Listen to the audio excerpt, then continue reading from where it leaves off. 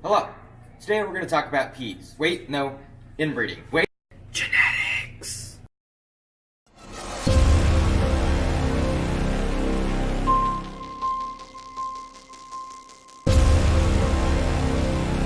Part 5.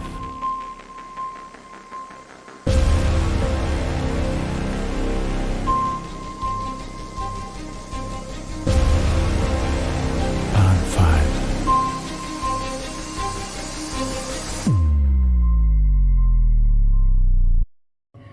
Now I do feel I should warn you, in today's video we're going to be using some pretty complex vocabulary terms because, you know, words are hard. Now to understand genetics, you need to understand Gregor Mendel. Now Gregor Mendel was an Austrian monk born in 1822. Now his passion was peas. Gregor Mendel was in charge of the monastery garden, and he did experiments on the pea plants there, or more specifically, he inbred them.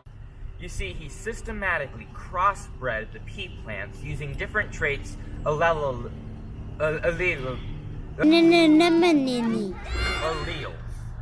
Now, first off, in Mendelian genetics, traits are different aspects of an organism that are observable, like eye color, coat color, or even blood type. Now, you can think of alleles as the different options that these traits may take. Is this pea plant going to be tall or short? Are the peas going to be green or yellow?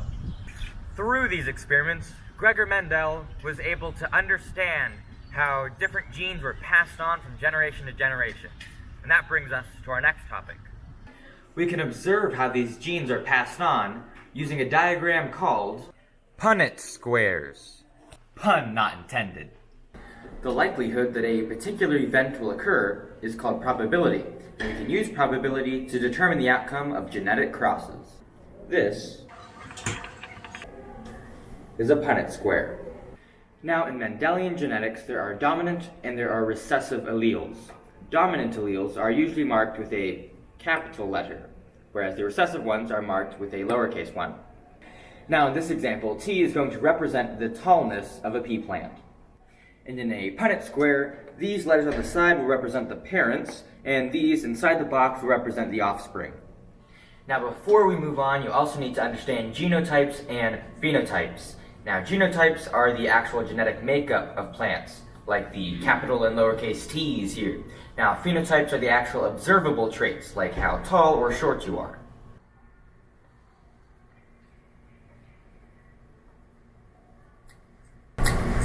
Now, going back to dominant and recessive genes, the difference is that even if there's a recessive gene accompanying a dominant gene, the dominant gene will always take dominance. So in this example, the dominant gene capital T and the recessive gene lower t, even with a dominant and recessive, the dominant will overpower the recessive, and this offspring will ultimately result in being a tall plant, albeit a hybrid. This gives us a ratio of 1 to 2 to 1, meaning that out of these two hybrid pea plant parents, there will be one offspring that is completely dominant, two offspring that will be tall but will be a hybrid, and one offspring that will only have the recessive short gene, meaning that it will be a short pea plant. Now we need to learn about homos, that is homozygous and heterozygous alleles. Organisms that have two identical alleles for the same trait are known as homozygous. Now, organisms that have two different alleles are called heterozygous. Homozygous dominant, heterozygous dominant, and recessive. Okay, now there's a bunch of other crazy exceptions to the rule, like incomplete dominance, multiple alleles, polygenic traits, but I'm tired, so how about we just move on?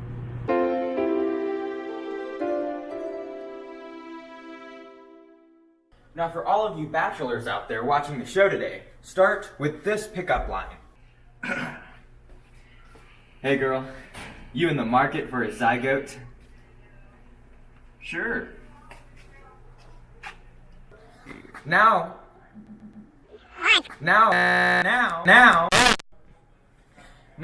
after that useful tip, we're going to talk about meiosis. What do you think, Joe? Oh, I don't know. Is it the wham bam? Thank you, ma'am. Exactly. Any input, Scott? Oh, wait. Now there are two main parts to meiosis, and that's meiosis 1 and meiosis 2. Now there's also several steps in each of these parts, and if you watched our last video on mitosis, some of these steps will sound very familiar. The first step of meiosis 1 is interphase 1. Now in interphase 1, cells undergo DNA replication, forming duplicate chromosomes.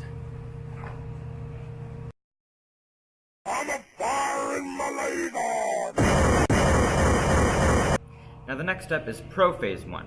Now in prophase 1, each chromosome pairs with its corresponding homologous chromosome to form a tetrad. Now I'll give you a second to read those definitions.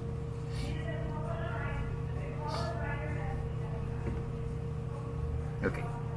Then in metaphase 1, spindle fibers attach to the chromosomes. Then in anaphase 1, the fibers pull the chromosomes towards opposite ends of the cell. Then there's telophase 1 and cytokinesis, where nuclear membranes form around the chromosomes and the cell begins to split. Oh god, the flashbacks.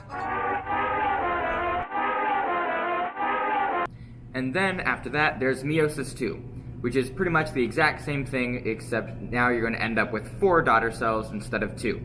Oh, and one other major difference is that each of the steps is now labeled with a 2 instead of a 1. Now, for those of you who don't know, this is a 1 and this is a 2. And if you didn't know that, God bless you've made it this far in the video. Now let's review the differences between mitosis and meiosis, since they're so similar. Now in mitosis, there's only one round of divisions. It produces 2 daughter cells. The cell is an exact copy of the original, and every cell has 2 of every chromosome.